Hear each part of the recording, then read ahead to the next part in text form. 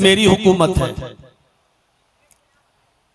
न कोई हिंदू ये कह सकता है कि ये हवा सिर्फ हमारे लिए है, न कोई मुसलमान ये कह सकता है कि ये हवा सिर्फ हमारे लिए है, न कोई यहूदी, न कोई ईसाई, कोई अपना दावा नहीं कर सकता। क्यों? क्योंकि ये कुदरती चीज है और सबके लिए है। सूरज की रोशनी जो मिलती है उस पर किसी एक का इख्तियार नहीं है, वो सबके लिए है। आसमान से जो बारिश होती है उसका पानी गैर मुस्लिमों के खेतों में भी जाता है, मुसलमानों के खेतों में भी आता है। उस पर किसी एक का अधिकार नहीं है, वो सबके लिए है। इसी तरीके से अल्लाह तबारक व तआला की तरफ से नाजिल किया हुआ दीन सबके लिए है, वो किसी एक की उस पर इजारादारी नहीं है, एक की मिल्कियत नहीं है। जैसे हवा पर, सूरज की रोशनी पर, बारिश पर किसी एक का इख्तियार नहीं है, सब के लिए है। इसी तरह इस्लाम भी अल्लाह रब्बुल आलमीन ने जो उतारा है वो सबके लिए है। मैं इस्लाम की तारीफ इसलिए कर रहा हूं क्योंकि यही वो दीन है जो सबके लिए है। और आदम अलैहिस्सलातु वस्सलाम से लेकर आखिरी नबी मुहम्मदुर रसूलुल्लाह सल्लल्लाहु अलैहि वसल्लम तक जितने भी पैगंबर, जितने भी नबी इस दुनिया में आए, सारे नबियों का दीन यही था, इस्लाम। इसलिए मैं ये भी नहीं कहूंगा कि ये दीन मुहम्मदुर रसूलुल्लाह का है। मैं ये भी नहीं कहूंगा कि इस्लाम मुहम्मदुर रसूलुल्लाह लेकर आए। और शायद इसीलिए आज गैर मुस्लिम हमसे भाग रहे हैं, हमसे दूर हैं, क्योंकि वो ये समझते हैं कि ये दीन मुहम्मदुर रसूलुल्लाह का दीन है और ये मोहम्मद लेकर आए हैं। हमने अभी उनको बताया नहीं। आदम से लेकर मुहम्मदुर रसूलुल्लाह तक जितने भी पैगंबर इस दुनिया में आए, सबका यही दीन। और अल्लाह ताला ने मुहम्मदुर रसूलुल्लाह सल्लल्लाहु अलैहि वसल्लम को बाकायदा फरमाया, आपसे कहा, शरा लकुम मिनद्दीन मा वस्सा बिही नूहन वल्लज़ी औहैना इलैक वमा वस्सैना बिही इब्राहीम व मूसा व ईसा नक़ीमुद्दीन। आए मोहम्मद सल्लल्लाहु अलैहि वसल्लम, हमने आपके लिए उसी दीन को मशरू करार दिया, उसी दीन को हमने आपके लिए नाफिज किया, उसी दीन की स्थापना का, उसी दीन के निफाज का हमने आपको हुक्म दिया। जिस दीन के निफाज का हुक्म हमने नूह को दिया था, जिसकी वही हमने आपकी तरफ कर दी थी, हमने आपको वही दीन देकर भेजा जो दीन हमने आपसे पहले नूह को देकर भेजा था। देख रहे हैं, अल्लाह ने ये नहीं कहा कि आपको हमने इस्लाम देकर भेजा है, ये आपका दीन नहीं। वही दीन, वही धर्म, वही मजहब हमने आपको देकर भेजा है, जो मजहब, जो दीन हमने आपसे पहले नूह को देकर भेजा था। जिसका हुक्म, जिसकी वही हमने आपको कर दी थी, जिसकी खबर हमने आपको दे दी थी। वमा वस्सैना बिही इब्राहीम व मूसा व ईसा नक़ीमुद्दीन। और नूह के बाद इब्राहीम भी इसी दीन को लेकर गए हैं, और मूसा भी इसी दीन को लेकर आए हैं, और ईसा भी इसी दीन को लेकर गए थे। कितना साफ शब्दों में क्लियर कर दिया कि ये इस्लाम मुहम्मदुर रसूलुल्लाह सल्लल्लाहु अलैहि वसल्लम का लाया हुआ नया दीन नहीं है, बल्कि यही दीन नूह का भी है। आज नूह अलैहिस्सलातु वस्सलाम को हमारे हिंदू भाई मनु के नाम से जानते हैं। नूह अलैहिस्सलाम के बाद यही दीन इब्राहीम अलैहिस्सलाम भी लेकर आए। मूसा अलैहिस्सलाम, जिनको तौरात में ओल्ड टेस्टामेंट में मोसेस कहा गया है, यही दीन वो भी लेकर आए। उनके बाद ईसा अलैहिस्सलातु वस्सलाम, जिनके मानने वाले आज क्रिश्चियन कहलाते हैं, ईसाई, ईसा अलैहिस्सलाम भी इसी दीन को लेकर गए। मैं कह सकता हूं कि यही वो धर्म है, यही वो दीन है जिसको नूह अलैहिस्सलाम लेकर आए, यानी मनु, यानी यही धर्म, यही दीन, यही इस्लाम हिंदू भाइयों का भी है, यही इब्राहिम अलैहिस्सलाम के मानने वालों का भी है, यही दीन, यही इस्लाम यहूदियों का भी है, और यही दीन, यही इस्लाम ईसाइयों का भी है। तो जब सबका दीन एक है और सबका मजहब यही इस्लाम है, तो इसी इस्लाम की मैं तारीफ कर रहा हूं जो सिर्फ मुसलमानों का नहीं, सबका है।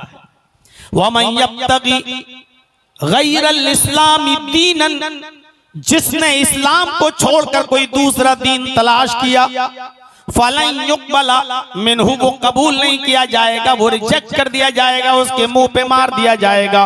क्यों? इसलिए कि यही दीन नूह लेकर गए, यही दीन इब्राहिम लेकर आए, यही दीन मूसा और ईसा अलैहिस्सलातु वस्सलाम भी लेकर आए। इसीलिए दुनिया में जितने भी नबी आए, दुनिया में जितने भी पैगंबर आए, सबका एक ही कलमा भी था, एक ही मूल मंत्र था सबका। अभी तौहीद के बारे में आपने सुन लिया, लेकिन थोड़ा सा उसके बाद हम आगे चलते हैं, दूसरी तरफ भी आपको लेकर इस्लाम की खुसूसियात की तरफ, इस्लाम की विशेषताओं की तरफ, इस्लाम की खूबियों की तरफ। इसीलिए चूंकि ये दीन सबका, धर्म सबका, मजहब सबका, इसलिए कलमा भी ये जो पढ़ा गया है, जो मूल मंत्र है, वो सबका एक है। क़ुल या अहलल किताबी तालौ इला कलिमतिन सवाइन बैनना व बैनकुम अल्ला नअबुद इल्लल्लाह।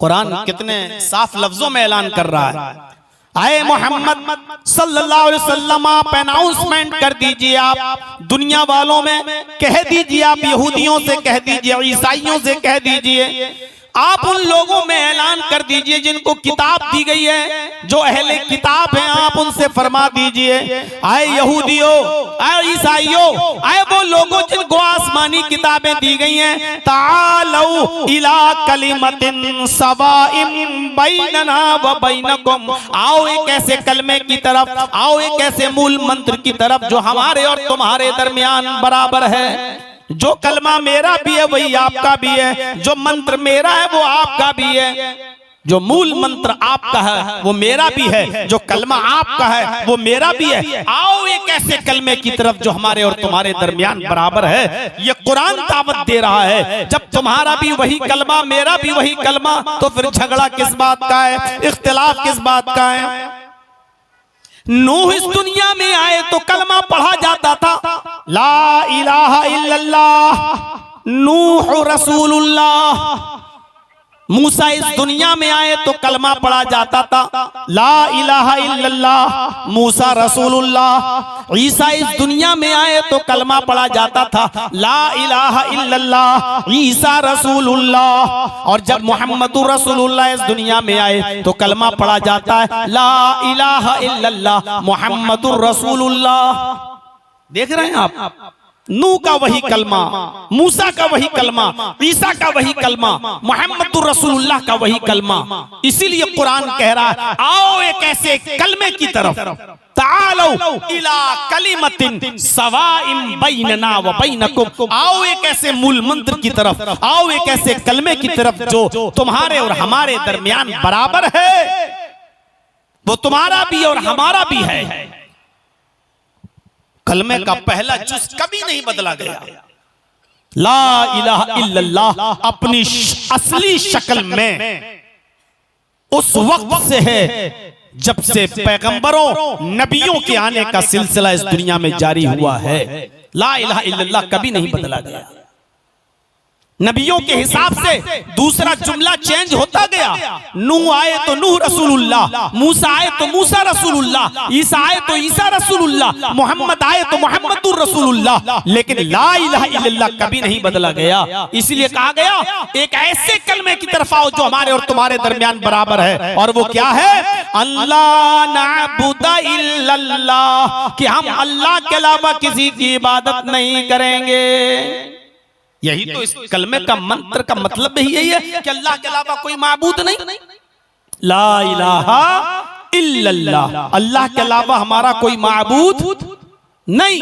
यही तो इसका मतलब है। इबादत के लायक अल्लाह है। अल्लाह नअबुदा इल्लल्लाह।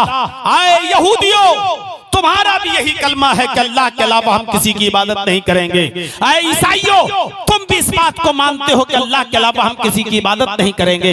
यही तो इस्लाम है। और ये आदम से लेकर मोहम्मदुर रसूलुल्लाह तक जितने भी पैगंबर, जितने भी नबी, जितने भी रसूल इस दुनिया में आए, इसी इस्लाम की दावत देते रहे। और आज भी यही कलमा किसी न किसी शक्ल में आज भी मौजूद है। तौरात में आप देख लीजिए, There is no God, but God is one. ये तौरात में लिखा है। बाइबल में पढ़ लीजिए, There is no God, but God is only one without second. There is no God, but God is one. ये यहूदियों का कलमा है। कोई खुदा नहीं, खुदा सिर्फ एक है। ईसाइयों का कलमा क्या है?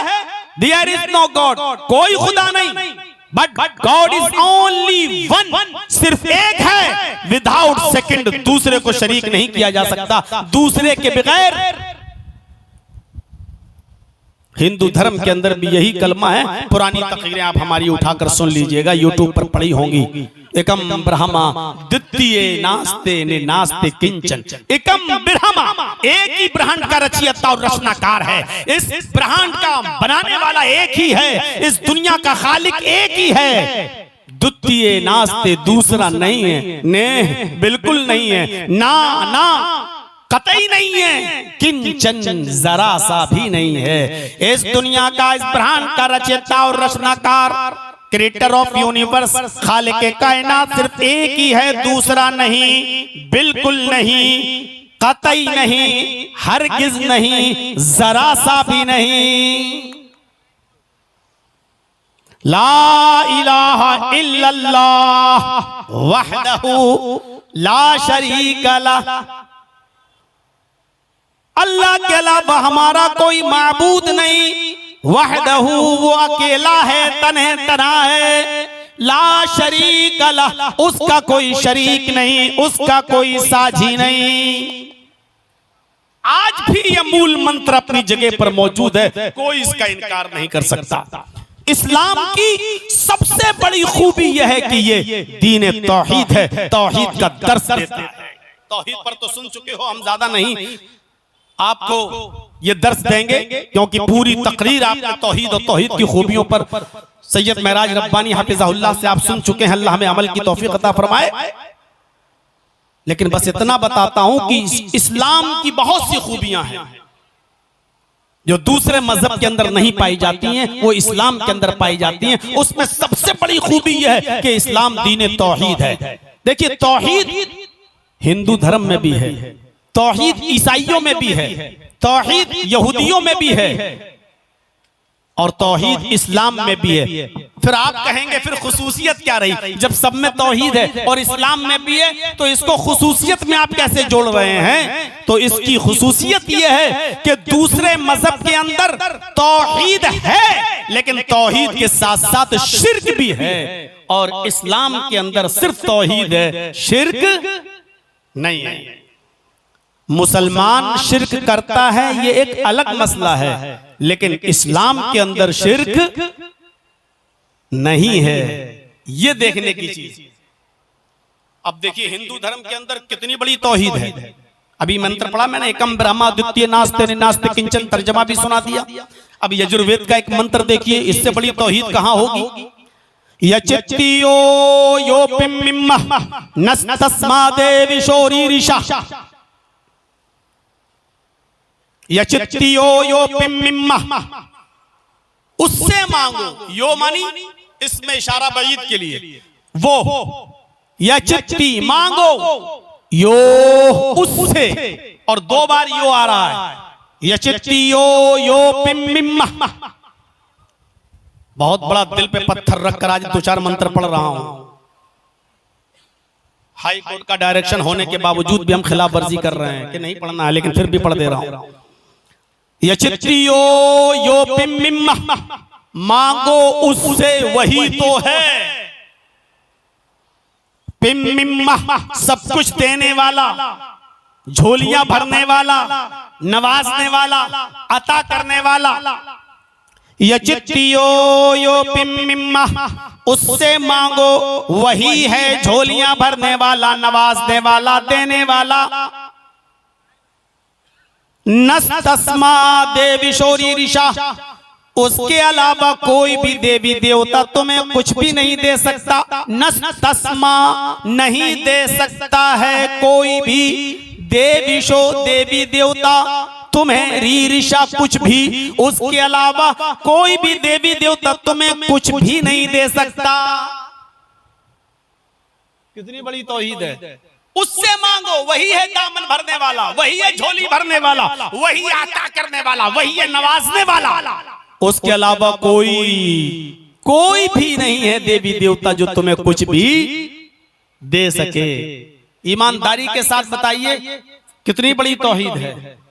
लेकिन इसके बावजूद मैं ये कह रहा हूं कि हिंदू धर्म दीन तौहीद नहीं बन सकता। क्यों? क्योंकि उसी हिंदू धर्म के अंदर यह भी लिखा हुआ है कि तुम्हारे 33 करोड़ देवी देवता हैं, हर एक को खुश करो, और एक देवी को, एक देवता को एक दिन में प्रसन्न करो, एक दिन में खुश करो। एक दिन में सिर्फ एक देवी या एक देवता खुश होगा। पढ़ लीजिएगा मनुस्मृति। एक देवी या एक देवता एक दिन में बस एक ही को खुश कर सकते हो, 2 को नहीं। और 33 करोड़ देवी देवताओं को खुश करना जरूरी है। आगे मनुस्मृति में लिखा है कि यदि एक भी अप्रसन्न रह गया, अगर आपके जीवन में एक भी ना खुश रह गया, तो आपकी जिंदगी भर की तपस्या भंग, आपकी जिंदगी भर की इबादत बेकार। अब एक बात बताओ, अकल से सोचना जरा, एक दिन में एक देवी या एक देवता खुश हो सकता है, बस 2 नहीं। और हैं कितने? 33 करोड़। तो एक दिन में जब एक देवता खुश होगा या एक देवी खुश होगी, तो 33 करोड़ देवी को, देवताओं को खुश करने के लिए हमें कितना दिन चाहिए? 33 करोड़। सीधा सीधा हिसाब है। क्या इंसान के पास इतना समय है? क्या इंसान इतने दिन तक जीवित रह सकता है? 33 करोड़ दिन तक कि हर एक दिन में एक देवी और एक देवता को खुश करता रहे? मनुस्मृति आगे कहती है अगर एक भी अप्रसन्न रह गया, एक भी नाखुश रह गया, तो जिंदगी भर की तपस्या भंग। ये मनुष्य, आज का ये इंसान 33 करोड़ देवी देवताओं को कैसे खुश कर सकता है, जबकि सबके नामों की लिस्ट भी उसके पास नहीं है। उसको पता भी नहीं है कि इनके नाम क्या हैं, कौन कौन से देवी देवता हैं, उसको अभी पता भी नहीं है। ये शिर्क भी मौजूद है वहां। सुबह प्रातः काल में उठो, अपने माँ बाप के पैर छुओ और उनका आशीर्वाद लो। ये पैर छूने का हुक्म भी मौजूद है रामायण में।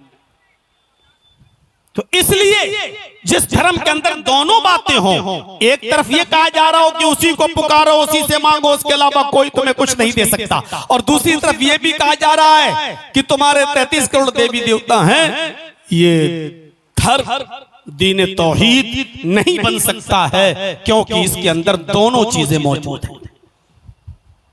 यही हाल ईसाइयों का भी है। लिखा है there is no god but god is only one.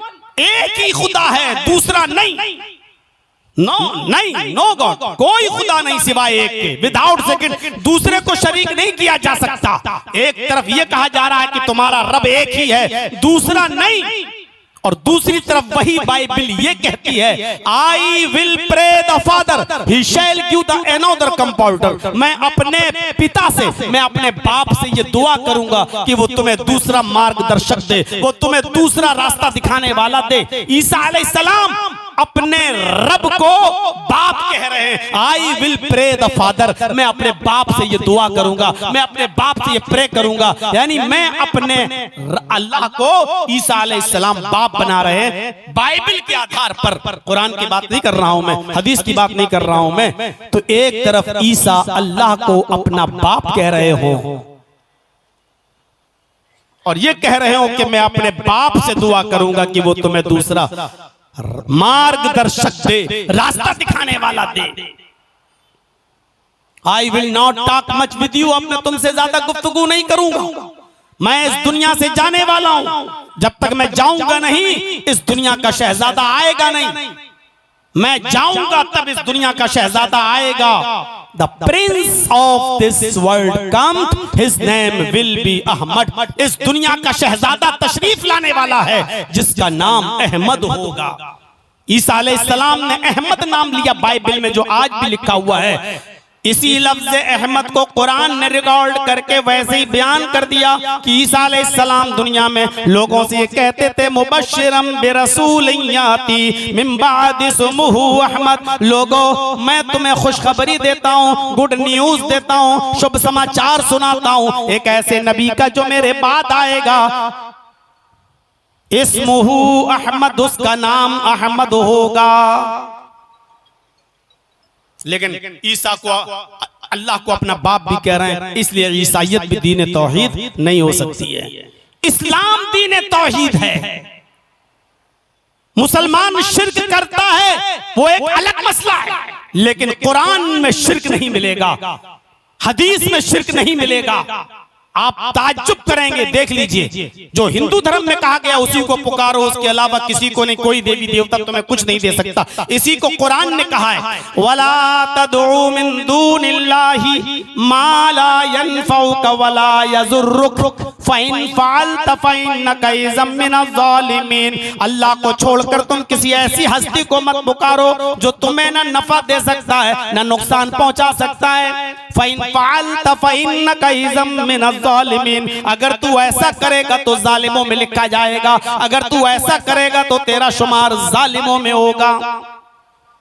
एक जगह कुरान यूं कहता है इन्नल्लज़ीना तदऊन मिन दूनिल्लाहि लन यख़लुक़ू ज़ुबाबन वला इज्तमऊ लहू, अल्लाह को छोड़कर तुम जिनको भी पुकार रहे हो, जिनसे भी बेटा बेटी मांग रहे हो, जिनके भी आस्थानों पे जा रहे हो, ये सारे के सारे मिल जाएं, लन यख़लुक़ू ज़ुबाबन, तो एक मक्खी भी पैदा करने की ताकत नहीं रखते।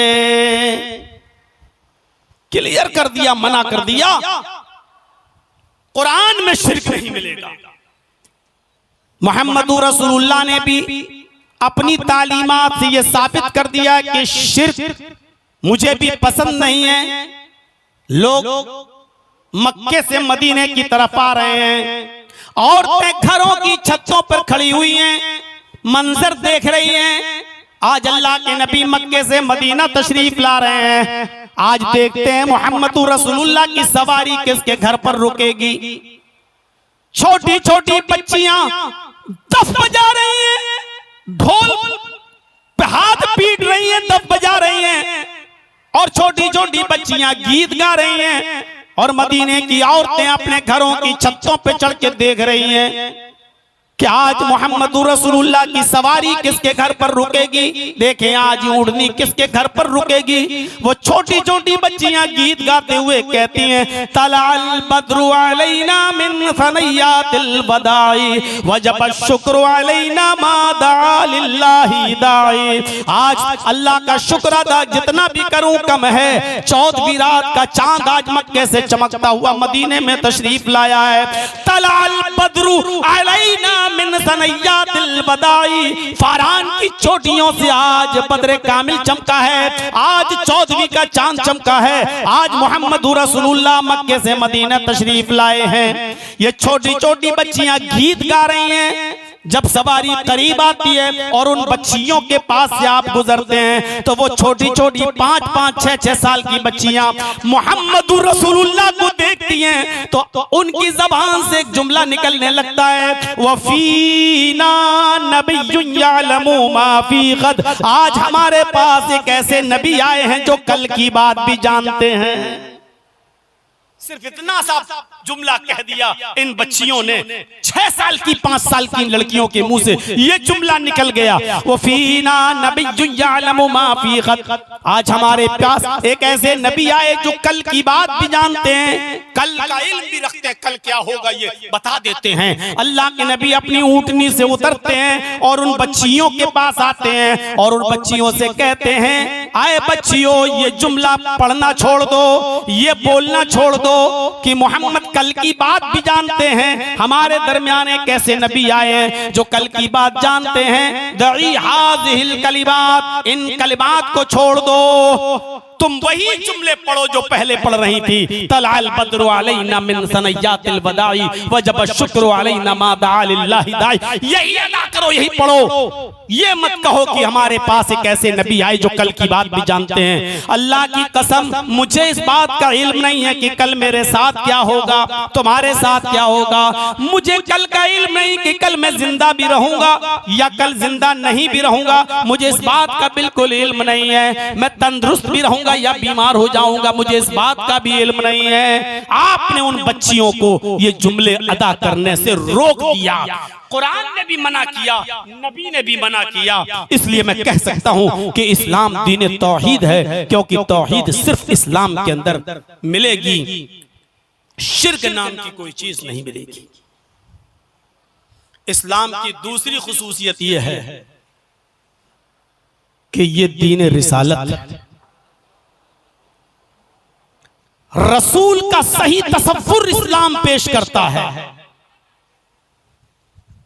दुनिया में आने वाले जितने भी महान पुरुष हैं, तखय्युल की शाहराह पर सवार होकर थोड़ी देर के लिए सोचिएगा, थोड़ी देर के लिए, क्या आज उन मज़ाहिब के मानने वालों ने अपने दरमियान आने वाले किसी पैगंबर को, किसी ऋषि को, किसी मुनि को, किसी महापुरुष को इंसान रहने दिया?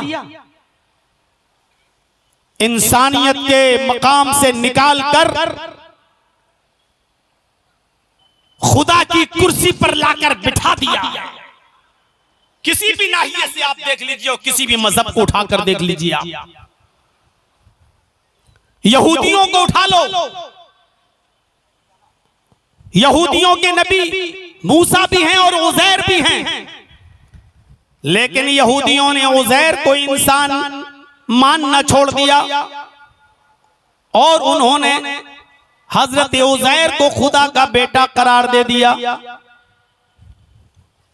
ईसाइयों को उठाओ, ईसाइयों ने भी अपने दरमियान आने वाले नबी हजरत ईसा को इंसान नहीं रहने दिया, सन ऑफ गॉड, अल्लाह का बेटा करार दे दिया। यहूदियों ने उज़ैर को अल्लाह का बेटा माना, ईसाइयों ने ईसा को अल्लाह का बेटा माना।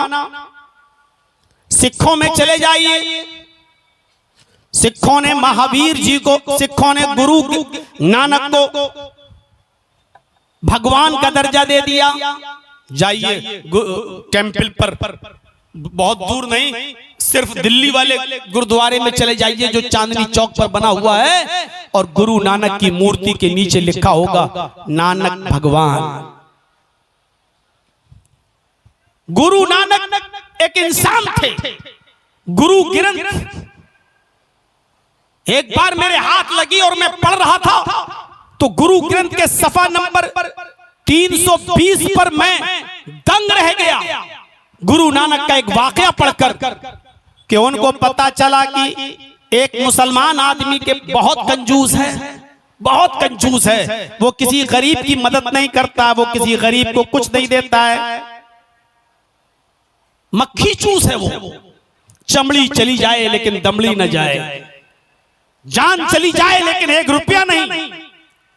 गुरु ग्रंथ के सफा नंबर 320 पर पढ़ते पढ़ते मैं चीज गौर से पढ़ने लगा कि गुरु नानक को जब पता चला कि वो इतना कंजूस है तो उसके पास एक सुई लेकर पहुंच गए। सुई, कपड़ा सिलने वाली सुई लेकर पहुंच गए और उस मुसलमान से कहा कि ये सुई तुम रख लो, ये मेरी अमानत है, मैं तुम्हें देकर जा रहा हूं। उस मुसलमान ने वो सुई हाथ में ले ली और कहा ठीक है, कब आओगे लेने? गुरु नानक ने कहा कि ये सुई तुम मुझे कल कयामत के दिन दे देना, हश्र में दे देना। मैदान महशर में जब सब जमा होंगे, इकट्ठे होंगे, तुम्हारा कुरान तुम्हारी हदीस कहती है तो तुम अपने अकीदे के मुताबिक जब कयामत के दिन उठो तो ये सुई मुझे दे देना। तो वो मुसलमान चीखता है गुरु नानक पर और कहता है आपको शर्म नहीं आती, ये सुई मैं कयामत के दिन लेके आऊंगा? अरे कब्र में मुझे लिटा दिया जाएगा, मैं तो खाली हाथ जाऊंगा, कुछ लेके थोड़ी जाऊंगा, ये सुई मैं तुम्हें मैदान महशर में कैसे दे सकता हूं? तो गुरु नानक ने उससे कहा जब तू एक छोटी सी सुई लेकर नहीं जा सकता मैदान महशर में, ये सुई तू मुझे दे के ये सुई तू मुझे नहीं दे सकता है, ये सुई भी तू लेकर नहीं जा सकता है, तो ये जमीन, ये जायदाद, ये प्रॉपर्टी, ये मकान, ये तेरी दुकान और इतनी बड़ी दौलत, इतना अमीर, इतना पैसे वाला होकर भी अब तू ये बता कि ये सारी दौलत तू लेकर कैसे जाएगा, ये प्रॉपर्टी लेकर कैसे जाएगा, ये दुकानें लेकर कैसे जाएगा? गुरु नानक की ये बात उस मुसलमान को चुभ गई और उसको एहसास हुआ और गुरु नानक की बात मानकर उसने सदका और खैरात करना शुरू कर दिया। हम तो शुरू से कहते हैं, एक बात हमारी ये हमेशा रही है कि अच्छी बात कहीं से भी मिले उसको ले लेना चाहिए। अगर गुरु नानक ने ये अच्छी बात दी है और ये अगर हमें फायदा पहुंचा रही है तो इस बात को मानने में क्या एतराज है? लेकिन सिखों ने गुरु नानक को आज इंसान नहीं रहने दिया। गुरु नानक के मानने वालों ने गुरु नानक को भगवान का दर्जा दे दिया। सिखों में चले जाइए, गुरु नानक को भगवान का दर्जा। जैनियों में चले जाइए, उन्होंने महावीर जी को पुरुष, महान पुरुष से हटाकर उन्होंने भी भगवान का दर्जा दे दिया, महावीर भगवान। बुद्धिस्टों में चले जाइए, गौतम बुद्ध के मानने वालों ने गौतम बुद्ध को बुद्ध भगवान मानना शुरू कर दिया। गौतम बुद्ध की सबसे बड़ी मूर्ति लुम्बिनी में, नेपाल में मौजूद है। जाइए और नेपाल जब घूमने जाएं तो लुम्बिनी जरूर घूमिए। जापान तक के बुद्धिस्ट नेपाल घूमने आते हैं और गौतम बुद्ध की मूर्ति पर जरूर जाते हैं। उस गौतम बुद्ध की मूर्ति के नीचे आज भी लिखा हुआ है बुद्ध भगवान। बुद्धिस्टों ने गौतम बुद्ध को भगवान का दर्जा दे दिया। हमारे हिंदू भाइयों में आ जाइए, कृष्ण जी एक इंसान थे और रामचंद्र जी भी एक इंसान थे, महान पुरुष थे, मर्यादा पुरुषोत्तम थे। हम भी इस बात को मानते हैं, तस्लीम करते हैं। लेकिन हमारे हिंदू भाइयों ने कृष्ण जी को भगवान का दर्जा दे दिया और रामचंद्र जी को भी भगवान का दर्जा दे दिया। इंसानियत से निकाल दिया। दुनिया का कोई धर्म उठाकर देख लो आप, किसी धर्म के अंदर आने वाला इंसान नबी की शक्ल में, रसूल की शक्ल में, अवतार की शक्ल में, ऋषि की शक्ल में, मुनि की शक्ल में आया, उन लोगों ने उसको इंसानियत के दर्जे से निकालकर भगवान के दर्जे पर, भगवान की कुर्सी पर बिठा दिया। अब थोड़ी देर के लिए मोहम्मदुर रसूलुल्लाह सल्लल्लाहु अलैहि वसल्लम को देखिए, हमारे दरमियान आए। कुरान ने भी आपको भगवान का दर्जा देने से इनकार कर दिया और खुद मोहम्मद रसूलुल्लाह सल्लल्लाहु अलैहि वसल्लम ने भी अपनी जबान से कभी अपने आप को भगवान का दर्जा नहीं दिया। कुरान के अल्फाज में देखिए, कुल इन्नमा अना बशरुम मिस्लुकुम, ऐ नबी आप ऐलान कर दीजिए, आप अनाउंसमेंट कर दीजिए कि मैं तुम्हारी तरह का एक बशर हूँ। कुल इन्नमा अना बशरुम मिस्लुकुम, ऐ नबी कह दो कि मैं तुम्हारी तरह का एक इंसान हूं। बशर के साथ मिस्लुकुम भी लगा है, इसने सारे शुकूक और शबहात को जाइल कर दिया है। मैं इंसान ही नहीं बल्कि तुम्हारी तरह का इंसान हूं। तुम्हारे दो हाथ मेरे भी दो हाथ, तुम्हारे दो पैर मेरे भी दो पैर, तुम्हारे दो कान मेरे भी दो कान, तुम्हारी दो आंखें मेरी भी दो आंखें। तुम चलते फिरते हो मैं भी चलता फिरता हूँ, तुम खाते पीते हो मैं भी खाता पीता हूँ। तुम्हारी शादियां होती हैं मेरी भी शादी हुई, तुम्हारे बीवी हैं मेरी भी बीवियां थी, तुम्हारे बच्चे मेरे भी बच्चे। तुम्हें दुख पहुंचता है मुझे भी पहुंचता है, तुम्हें खुशी पहुंचती है मुझे भी खुशी पहुंचती है, खुशी और गम जैसे तुम्हें लायक होता है मुझे भी होता है। तुम भी बशर मैं भी बशर, मिसलुकुम बल्कि बिल्कुल मैं तुम्हारी तरह हूं। उठने में, बैठने में, चलने में, फिरने में, खाने में, शादियों में, ब्याह में मैं तुम्हारी तरह हूं। हाँ, लेकिन मकाम और मर्तबे में मैं तुमसे बहुत बुलंद हूँ, मकाम और मर्तबे में मैं तुमसे बहुत ऊंचा हूँ। इसलिए ऊहिया इलैया, मेरी तरफ अल्लाह की तरफ से वही आती है, मेरे पास अल्लाह की तरफ से जिब्राइल आते हैं, मेरे पास कुरान की आयतें नाजिल होती हैं, जिब्राइल मेरे पास कुरान लेकर आते हैं। इसलिए इस कुरान के नुज़ूल से और वही की वजह से मेरा मकाम और मेरा दर्जा बहुत बुलंद है, तुमसे बहुत ऊंचा है। तो ये तो नबुव्वत का फर्क है, इंसान होने के नाते कोई फर्क नहीं है तुम में और हम में। खुद अल्लाह के नबी सल्लल्लाहु अलैहि वसल्लम भी लोगों से यही कहते रहे। एक देहाती अल्लाह के नबी के पास आया, इब्ने माजा की सफ़हात पर इस रिवायत को देखा जा सकता है। एक देहाती अल्लाह के नबी के पास आया और कुछ कहना चाहता था लेकिन डर रहा है, कुछ कहना चाहता था अल्लाह के नबी कुछ कहना चाहता था लेकिन रौब, दबदबा, कहां नबी पैगंबर और कहां मेरी हैसियत, मैं क्या गुफ्तगू करूं, मैं क्या बात करूं। तो वो कुछ कहता था लेकिन कह नहीं पाता था। अल्लाह के नबी उठते हैं, उसके कांधे पकड़ते हैं, ये दोनों कांधे, मुस्कुराते हैं और उससे कहते हैं ला तखफ, मत डरो, इन्नी लस्तु बिमलिक, मैं बादशाह थोड़ी हूं। है जुमले देखिए अल्लाह के रसूल के, मैं बादशाह थोड़ी हूं, किसी मुल्क का हाकिम नहीं हूं। क्यों डर रहे हो तुम, जो बात कहना चाहते हो कहो। इन्नी लस्तु बिमलिक, मैं बादशाह नहीं हूं। अना बनु इमरातिन ताकुलुल कदीद, मैं भी एक ऐसी औरत का बेटा हूं जो खुश्क गोश्त के टुकड़े खाती थी, जो सूखे हुए गोश्त के टुकड़े खाती थी। मैं भी ऐसी मां का बेटा हूं। जुमलों पर गौर करो। अना बनु इमरातिन ताकुलुल कदीद, मुझे भी ऐसी मां ने जना है जो गोश्त के सूखे टुकड़े खाती थी। गोश्त के सूखे टुकड़े जानते हो ना, कुर्बानी की है ना, कितने दिन तक गोश्त चलाओगे कुर्बानी का? मैंने तो सुना है कि मुहर्रम तक चलता है, हो सकता है कि इससे भी ज्यादा 2-2, 3-3 महीने तक चलता हो। और हम लोगों के यहाँ तो फ्रिज में रखने का रवाज है, जो 2, 4, 5, 6 दिन बस उसमें जान रहती है, उसके बाद बेकार हो जाता है। यहां मैंने एक नया तरीका सीखा है, देखा है। उसी गोश्त को आप तेल में तलते रहिए तो वो महीनों चलता है।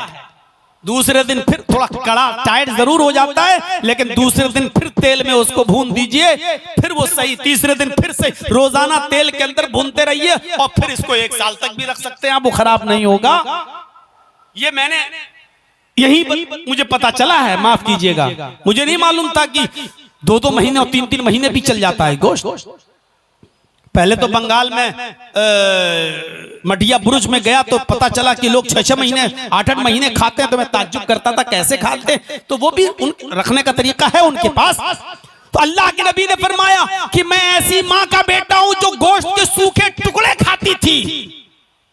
कदीद, अरबी जबान में कदीद उस गोश्त को कहते हैं जैसे ऊंट नहर किया, 4 किलो 5 किलो का एक टुकड़ा काट लिया गया, कोई लेके आया, अब घर में रख दिया, उसको नमक लगाकर, साल्ट लगाकर उसको धूप में सुखा लिया जाता था, खुश्क कर लिया जाता था और उसको रख दिया जाता था। अब ये गोश्त महीनों चलता था, जब जरूरत पड़ी थोड़ा सा काट लिया और पका लिया, फिर 15-20 दिन के बाद फिर जरूरत पड़ी फिर काट लिया और पका लिया। जिस गोश्त को नमक में डालकर धूप में सुखा लिया जाता था। अरब के लोग इस गोश्त को कदीद कहते थे, कदीद, जो बिल्कुल सूख जाता था, खुश्क लकड़ी की तरह टाइट हो जाता था, इसको कदीद कहते हैं। अल्लाह के नबी ने फरमाया, आए मेरे साथी, बोलो क्या बोलते हो, मैं किसी मुल्क का बादशाह थोड़ी हूं, मैं भी एक ऐसी माँ का बेटा हूं जिसको ताजा गोश्त भी खाने को नहीं मिलता था। वो गोश्त के सूखे टुकड़े खाती थी, वो खुश्क गोश्त खाती थी। मुझे ऐसी माँ ने पैदा किया है, मैं भी बहुत गरीब घर में पैदा हुआ हूं जिसको ताजा गोश्त खाना नसीब नहीं होता था, मुझे उस माँ ने पैदा किया है। तुम क्यों डरते हो, अपनी बात कहो। तब उस देहाती ने अपनी बात अल्लाह के नबी के सामने रखी है। गौर करो, मैं ऐसी माँ का बेटा हूं, आपने अपने आप को एक औरत का बेटा कहा है, इंसान कहा है। तो अल्लाह के रसूल एक ऐसी शख्सियत हैं जिसको सिर्फ इंसान माना जाता है। अब हमारे बहुत से मुसलमान कोशिश कर रहे हैं नबी अकरम को इंसानियत के दर्जे से निकालने की। नहीं, इंसान नहीं थे, अल्लाह ने अपने नूर से पैदा किया। इंसानियत से निकालना चाहते हैं, याद रखिएगा, सिर्फ इस्लाम एक ऐसा मजहब है कि जिस मजहब के अंदर आने वाला नबी पहले भी इंसान था, आज भी इंसान है और कयामत की सुबह तक उसको इंसान ही कहा जाएगा। भगवान का दर्जा नहीं दिया जा सकता है। इबादत होगी सिर्फ अल्लाह की और तरीका माना जाएगा मोहम्मदुर रसूलुल्लाह का। मोहम्मद की इबादत नहीं होगी, मोहम्मदुर रसूलुल्लाह का उसूल माना जाएगा, तरीका माना जाएगा। नमाज पढ़ी तो जाएगी अल्लाह के लिए, लेकिन नमाज पढ़ी जाएगी मोहम्मदुर रसूलुल्लाह के बताए हुए तरीके के मुताबिक। ये फर्क समझने की कोशिश कीजिए आप। हम नबी अकरम को मानते हैं माबूद की हैसियत से नहीं, रसूल की हैसियत से। हम इबादत सिर्फ अल्लाह की करते हैं और मोहम्मदुर रसूलुल्लाह को हम मार्गदर्शक मानते हैं। अल्लाह ने अपनी इबादत करने का तरीका सिखाया है मोहम्मदुर रसूलुल्लाह को और मोहम्मदुर रसूलुल्लाह ने बताया है अपनी पूरी उम्मत को। हमें इबादत तो अल्लाह की करना है और तरीका मोहम्मदुर रसूलुल्लाह का मानना है। तो रिसालत का सही तसव्वुर हमें पेश किया है इस्लाम ने। तो इस्लाम तो दीन तौहीद भी है, इस्लाम दीन रिसालत भी है। रिसालत का सही तसव्वुर इस्लाम ने पेश किया है और इसीलिए वेदों में भी कहा गया है कि आखिरी नबी इंसान होगा। वेदाहामिद पुरुष महानिमादित्य वरुण तपस प्रस्तात्, साफ कह दिया गया आखिरी नबी जो इस दुनिया में आएगा उसका नाम अहमद होगा। वेदाहामिद अहमद आएगा, पुरुष इंसान होगा, महान इमादित्य इतना बड़ा महान इंसान होगा, पुरुष होगा, उसके बराबर कोई दूसरा नहीं होगा।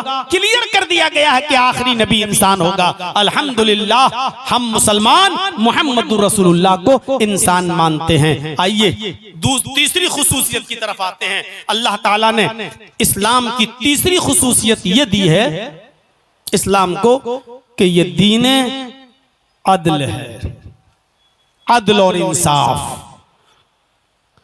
इस्लाम के अंदर अदल का जो तसव्वुर है वो दुनिया के किसी मजहब के अंदर नहीं मिलेगा। हमको आपके झारखंड की हालत तो नहीं मालूम, लेकिन उत्तर प्रदेश की हालत आप देख सकते हैं। मैं लखनऊ के जिस इलाके में रहता हूं, बाकायदा मंगल के दिन जब वहां भंडारे होते हैं तो रास्ते बदल दिए जाते हैं गाड़ियों के लिए और मोटरसाइकिलों के लिए कि यहां भंडारा चल रहा है, लिहाजा कोई कार तो छोड़िए मोटरसाइकिल तक इस जगह से नहीं निकलेगी। उनके रास्ते डिवाइड कर दिए जाते हैं मंगल के दिन अलग।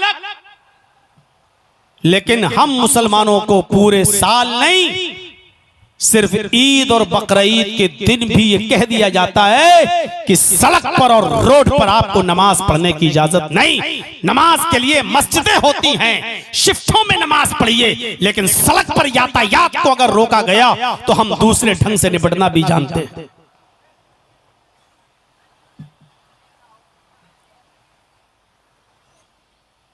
ये सब राजनीति में होता है। हो अफसोस इस बात का नहीं है, अफसोस इस बात पर होता है कि एक धर्म का चोला ओढ़कर, धर्म का लिबादा ओढ़कर, धर्म का लिबास पहनकर और धर्म के नाम पर बना हुआ वो आदमी इस बात को कहता है, तब तकलीफ होती है कि आप किस धर्म का प्रचार कर रहे हैं।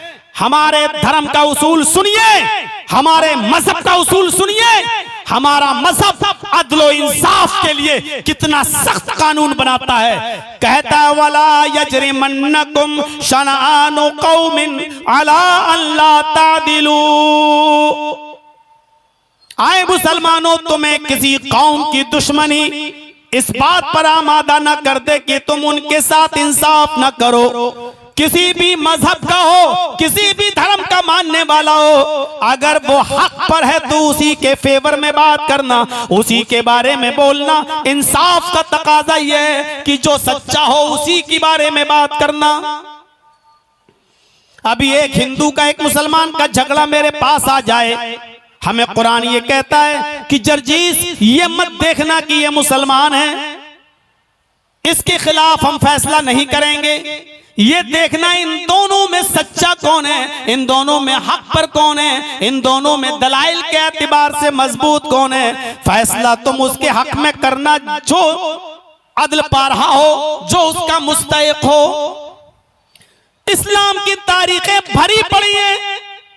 हजरत अली खलीफा है, खलीफा हजरत अली खलीफा है, खलीफा मालिक हैं अपने शहर के। गौर कीजिएगा, हजरत अली का ही बनाया हुआ काजी है जिसका नाम है काजी शुरैह। काजी शुरैह को काजी बनाने वाली हस्ती खुद हजरत अली की। इंसाफ का तकाजा देखिए, हजरत अली की नजर एक यहूदी के ऊपर पड़ती है। क्या देखते हैं कि यहूदी के पास जो जिरा है, जिरा, ये तो मेरी जिरा है, मेरी जिरा खो गई थी, इसको कैसे मिल गई। जिरा जो होती थी, लोहे की जिरा होती है, जंग के मौके पर उसको पहन लिया जाता था ताकि दुश्मन जब तीर फेंके तो वो तीर जिस्म पर न लगे, उस जिरा पे आके लग जाए। तो वो लोहे की जिरा होती थी जिससे सीना जख्मी नहीं होता था, लोग ऊपर से पहन लिया करते थे लोहे की उस जिरा को।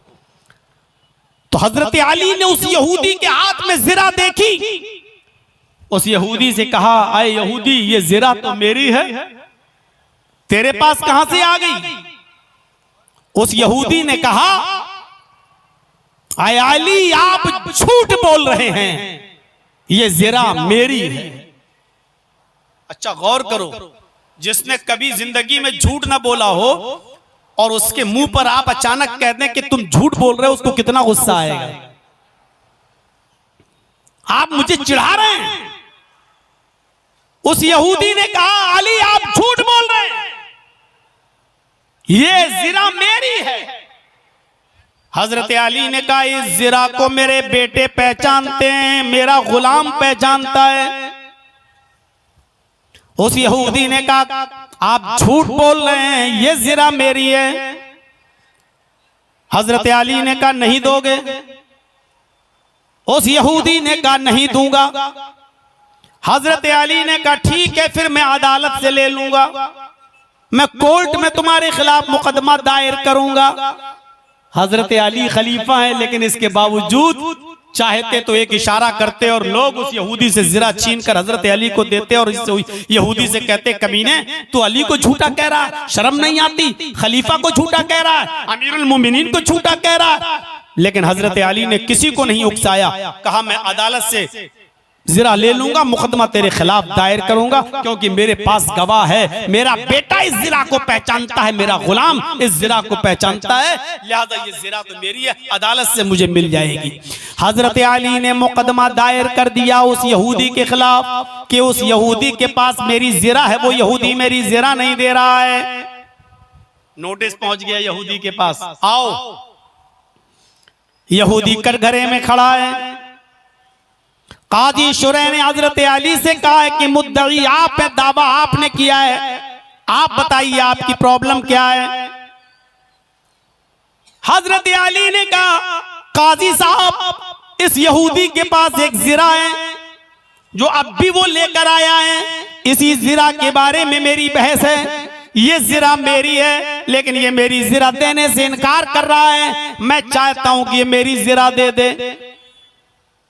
अब हजरत काजी शुरैह ने उस यहूदी से कहा, अरे यहूदी, तुम अपनी सफाई में कुछ कहना चाहते हो? देखिए जज के सामने भी कितनी मुश्किलें होती हैं। अरे यहूदी, तुम अपने सफाई में कुछ कहना चाहते हो? उस यहूदी ने उस भरी कोर्ट में, भरी अदालत में फिर कहा, काजी साहब, अमीरुल मोमिनीन झूठ बोल रहे हैं, ये हजरत अली झूठ बोल रहे हैं, मेरी जिरा को अपनी जिरा बता रहे हैं, ये जिरा मेरी है, इनकी नहीं है। अब काजी ने फैसला क्या किया देखिए आप। हजरत अली को जिरा नहीं दे दी।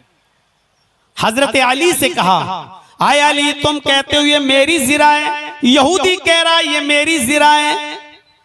दावा तुमने किया है कि ये जिरा मेरी है, इसलिए सबूत तुम्हें पेश करना पड़ेगा।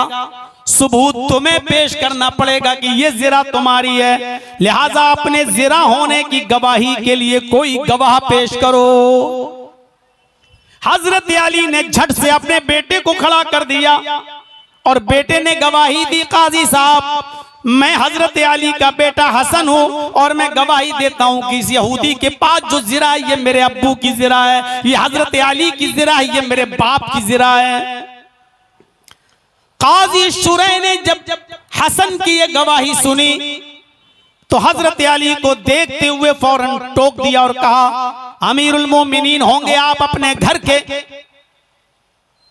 आप खलीफा होंगे इस अदालत के बाहर, लेकिन आपको इतना भी नहीं मालूम कि ये कोर्ट है, ये अदालत है और शरीयत इस्लाम ये कहती है कि बाप के हक में बेटे की गवाही काबिल कबूल नहीं है। आपकी गवाही आपका बेटा दे रहा है, शरीयत की रोशनी में आपकी गवाही आपका बेटा नहीं दे सकता है, क्योंकि बेटे अक्सर बाप के फेवर में बोलते हैं, लिहाजा बेटे की गवाही नहीं मानी जाएगी। ऐ अली, आपके बेटे की गवाही नहीं मानी जाएगी, कोई दूसरा गवाह लेकर आओ। भरी अदालत में और सुन ले वो लोग जो आज मजहबी कार्ड खेलते हैं, हर जगह जो हिंदू मुस्लिम का राग लाते हैं, वो देख लें इस्लामी हुकूमत मौजूद है, लेकिन हजरत अली के गवाह की गवाही नहीं मानी जा रही है। यहां तो सारे अपने शोबे बिठा दिए गए हैं, शतरंज की चाल पे सारे पत्ते अपने फेंक दिए गए हैं। इंसाफ मिले तो कहां से मिले? पूरा जख्म तो हमारा तुमने छलनी छलनी कर दिया है, अब मरहम रखोगे तो कहां रखोगे? मेरे भाइयों, अब जख्म तलाश कर रहे हो, पूरा जिस्म तो हमारा छलनी छलनी है। हजरत अली ने कहा, काजी साहब, मेरे पास दूसरा गवाह भी मौजूद है। उन्होंने अपने गुलाम को पेश कर दिया। हजरत अली के गुलाम कंबर ने गवाही दी, काजी साहब, मैं अली का गुलाम हूं और ये गवाही देता हूं कि ये जिरा मेरे मालिक की है, हजरत अली की है। काजी शुरैह ने टोकते हुए कहा कि तुम अमीरुल मोमिनीन के गुलाम हो? कहा शरीयत में मालिक की गवाही गुलाम अगर देता है तो गुलाम की गवाही भी काबिल कबूल नहीं है, क्योंकि गुलाम अपने मालिक के ही फेवर में बोलेगा, वो अपने मालिक के खिलाफ नहीं बोल सकता, क्योंकि उसको अपने मालिक का डर रहता है। इसलिए शरीयत मालिक के हक में गुलाम की गवाही नहीं मानती है, लिहाजा तुम्हारी गवाही भी कबूल नहीं। ऐ अली, कोई और गवाह पेश करो। हजरत अली हाथ खड़ा कर देते हैं कोर्ट में और कहते हैं, काजी साहब, अब मेरे पास कोई गवाह नहीं है, बस यही दोनों गवाह थे, मेरा बेटा या मेरा गुलाम, इसके अलावा कोई गवाह नहीं है, इसलिए अब मैं गवाही पेश नहीं कर सकता। फौरन ऑन स्पॉट वहीं पर काजी शुरैह फैसला सुनाते हैं और फैसला सुनाते हुए कहते हैं कि हजरत अली अपने सबूत में सही दलीलें नहीं दे सके, सच्चे गवाह पेश नहीं कर सके, जो गवाह पेश किए थे उनकी गवाही मोतबर नहीं, इसलिए इस जिरा का मालिक यहूदी को बनाया जा रहा है। ये जिरा यहूदी की है, यहूदी जिरा का मालिक है। कोर्ट से, अदालत से फैसला जो सुनाया जाता है वो हजरत अली के खिलाफ सुनाया जाता है और उस यहूदी को जिरा दी जाती है। ये आदल था, ये इंसाफ था। और याद रखिएगा, गौर से सुनिएगा, जिस मुल्क में जितना ज्यादा अदल होगा उतना ही ज्यादा अमन और शांति होगी। जिस मुल्क में जितनी बेइंसाफी होगी, जितना जुल्म होगा, अदल का मर्डर होगा, अदल को कुचला जाएगा, इंसाफ को और अदल को पैरों से रौंदा जाएगा, उस मुल्क के अंदर उतनी ही अशांति होगी, उतने ही दंगे होंगे, उतने ही फसाद होंगे, उतने ही झगड़े होंगे। अगर झगड़ों को रोकना चाहते हो तो अदल का कायम करो। और यही बात सत्य और अहिंसा के अंदर महात्मा गांधी जी ने कही थी। महात्मा गांधी जी ने की किताब है सत्य और अहिंसा। उस किताब के अंदर आज भी इबारत लिखी हुई है कि अगर इस देश को खून और खराबे से बचाना चाहते हो, इस देश में अमन, शांति और सुकून पैदा करना चाहते हो, अगर चाहते हो कि भारत में पीस हो, भारत में अमन हो, भारत में सुकून हो, भारत में शांति हो, तो तुम्हें इस भारत के अंदर हजरत उमर फारूक जैसा इंसाफ, उन जैसा न्याय, उन जैसा अदल तुम्हें कायम करना होगा। हजरत उमर का नाम लिया है महात्मा गांधी जी ने, जो सत्य और अहिंसा के अंदर आज भी लिखा हुआ है कि तुम्हें इस मुल्क के अंदर हजरत उमर जैसा अदल, उमर जैसा इंसाफ कायम करना होगा। यानी उमर जैसा इंसाफ जब तक कायम नहीं होगा तब तक अदल नहीं होगा, और अदल नहीं होगा तब तक अमन नहीं होगा। अमन तभी होगा जब अदल होगा। आज जितनी भी हमारे इस भारत में आज झगड़े हैं, फसाद हैं, आज जितनी भी अशांति है, जितना भी फसाद है, इसका मतलब यह है कि उतना ही जुल्म है, ज्यादती है, अदल का मर्डर है, अदल को पैरों से रौंदा जा रहा है। अगर हम चाहते हैं कि भारत में अमन हो, सुकून हो, तो हम सबको अदल से काम लेना पड़ेगा। जैसा कि काजी शुरैह ने हजरत अली के खिलाफ फैसला सुना दिया। यही हजरत अली थे। एक यहूदी आया, और सुनते जाओ ऐ नौजवानों, रश्क करोगे रश्क। एक यहूदी आता है, ऐ अली अमीरुल मोमिनीन, मैं मुजरिम हूं, मैंने ये जुर्म किया है। कबूल कर लिया उसने अपने जुर्म को। वो ऐसा जुर्म था जिस जुर्म की सजा थी 10 कोड़े। कितनी सजा थी उसकी? 10 कोड़े। हजरत अली ने कहा गवाह की जरूरत ही नहीं, जब मुजरिम ने अपने जुर्म को खुद कबूल कर लिया है, लिहाजा ऐ यहूदी तुम इधर खड़े हो जाओ, चलो। और अपने गुलाम कंबर से कहा हजरत अली ने, इसको 10 कोड़े मारो। किसको? यहूदी को। कोड़े कौन मार रहा है? हजरत अली का गुलाम कंबर। 10 कोड़े इसको मारो। कंबर ने कोड़ा उठाया और उस यहूदी को मारना शुरू कर दिया। पहला कोड़ा पड़ा, दूसरा पड़ा, तीसरा पड़ा, चौथा पड़ा, पांचवा पड़ा, छठा पड़ा, सातवां, आठवां, नवा और 10वां। जब उस कंबर ने 10 कोड़े उस यहूदी को मार दिए, लेकिन कोड़े मारते मारते हजरत अली का गुलाम कंबर कंफ्यूज हो गया। उसको शक हो गया कि मैंने यहूदी को 10 कोड़े मारे या 9। वो 10 मार चुका था, 10 कोड़े मार चुका था, लेकिन 10 कोड़े मारने के बाद कंफ्यूज हो गया है, मैंने 9 मारे कि 10 मारे, भूल गया। तो उसने सोचा कि शायद 9 ही मारे होंगे, उठाया और 1 कोड़ा और मार दिया। अब कितने कोड़े हो गए? 11। मारना कितना था? 10। 10 कोड़े मार चुका कंबर। 10 कोड़े मारने के बाद कंफ्यूज हो गया, मैंने 10 मारे कि 9 मारे। अरे नहीं, 9, शायद 9 ही मारे। उठाया, 1 और जड़ दिया।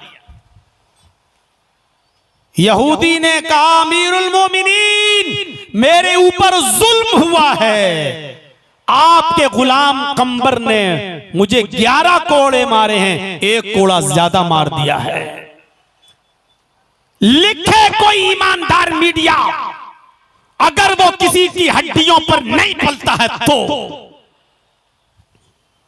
अगर वो किसी के तलवे नहीं चाटता है तो लिखे वो इंसाफ की बात, मुकदमा दायर होता है।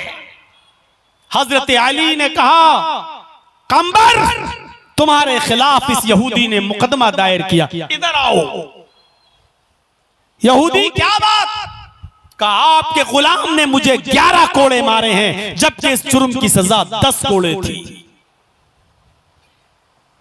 हजरत अली ने कहा क्या कहते हो कंबर?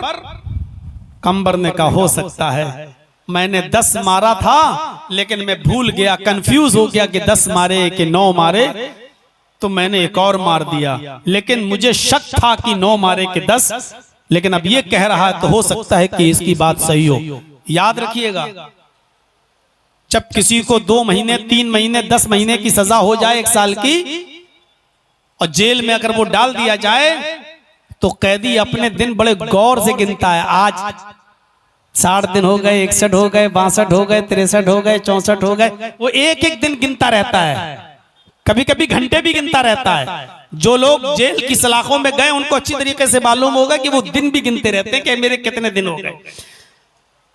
इसको सजा मिल रही थी तो ये गिन रहा था, मारने वाला कंफ्यूज हो गया, लेकिन जिसको कोड़े मार रहा था वो गिन रहा था कि मुझे कितने कोड़े पड़ रहे हैं, 1 2।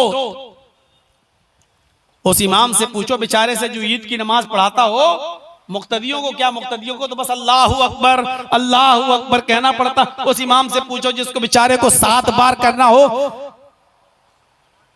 कभी कभी उंगली पे हाथ रख लेता होगा, अल्लाहु अकबर अल्लाहु अकबर अल्लाहु अकबर।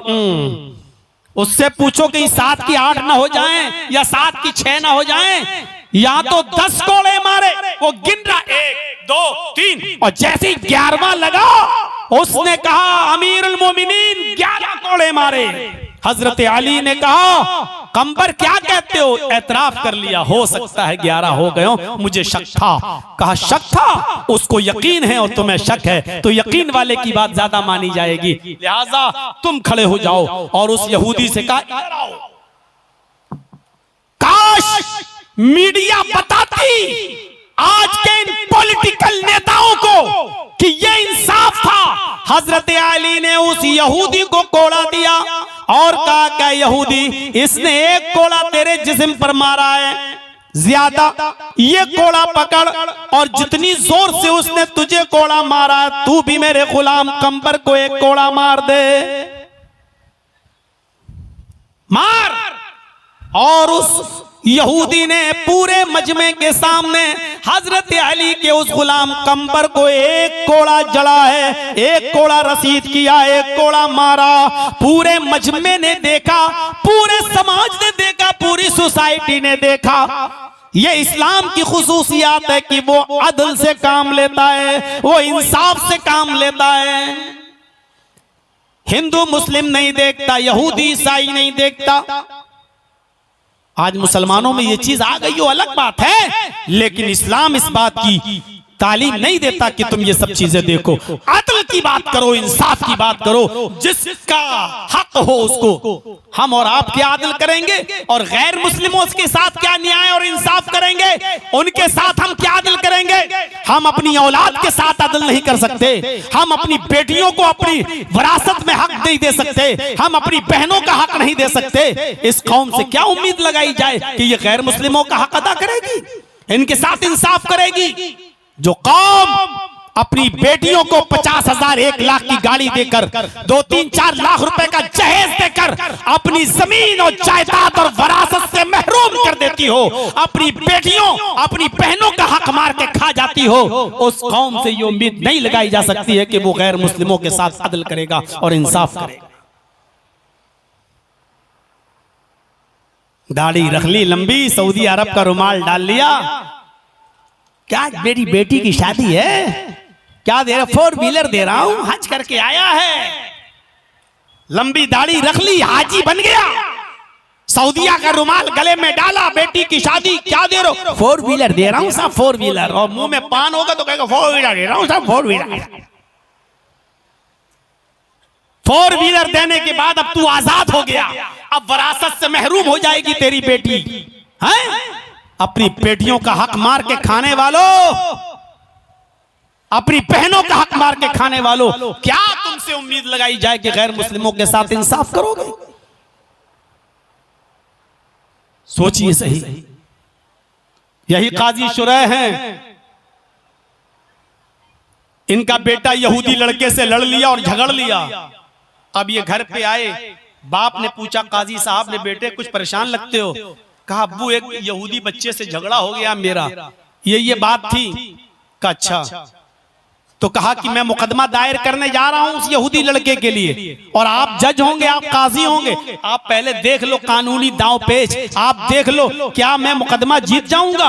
अगर मैं मुकदमा जीत रहा हूं तब तो मुकदमा दायर करूं, और अगर मुकदमा नहीं जीतूंगा तो फिर मैं मुकदमा दायर नहीं करूंगा। बाप ने थोड़ी देर सोचा, सोचने के बाद कहा काजी साहब ने, बेटे तुम तो 100% जीत रहे हो, तुम्हें तो कोई हरा ही नहीं सकता। उस यहूदी को जलील करने का एक ही तरीका है कि तुम कोर्ट में उसको खींचो, तुम उसके खिलाफ मुकदमा दायर करो। बेटे ने सोचा मेरा बाप जज है, कानूनी दांव पेच जानता है। बेटे ने काजी साहब की अदालत में मुकदमा दायर कर दिया, अपने बाप की अदालत में। उस यहूदी बच्चे को नोटिस मिलता है, वो बेचारा यहूदी बच्चा डरते हुए आता है, ये सोचकर क्या मुझे तो सजा मिलेगी क्योंकि बाप उसका यहूदी काजी है, उसका बाप ही जज है, अब तो मुझे सजा मिलेगी। दोनों ने अपने अपने दलीलें रखी। काजी साहब ने ऑन स्पॉट फैसला सुनाया और उस यहूदी बच्चे को हुक्म दिया कि तुम भी मेरे बेटे को कोड़े मारो। जितनी जोर से उसने तुम्हें 2-3 कोड़े मारे, तुम भी मेरे बेटे को कोड़े मारो। भरी अदालत में सबके सामने उस यहूदी बच्चे ने काजी शुरैह के बेटे को कोड़े लगाए। जब शाम को काजी साहब घर में आते हैं तो बेटा अपने बाप से बात नहीं कर रहा है, अपने माँ के सीने से लग जाता है, कहता है कि मैं अपने बाप से नाराज हूं। माँ ने कहा बेटे तुम्हारे बाप बहुत सख्त हैं, ये मैं जानती हूं, लेकिन नाराज रहने से क्या फायदा।